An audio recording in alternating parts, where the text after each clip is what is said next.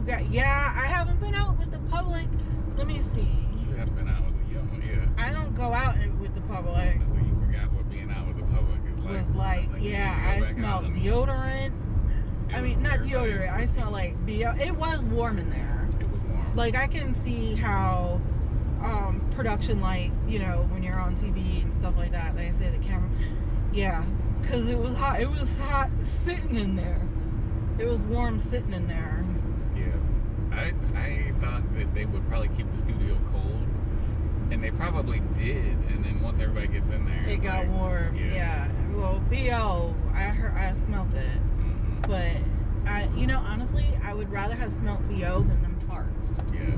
The farts were bad. He was lighting it up. He was. Someday was. You said it was probably that old guy. It was either that or the Romanian guy in front of us. who was by himself in jogging shorts.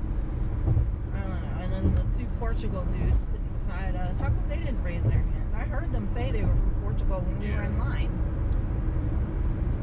And they were talking a whole nother language and everything. But yeah, I mean, it was cool. It was fun times.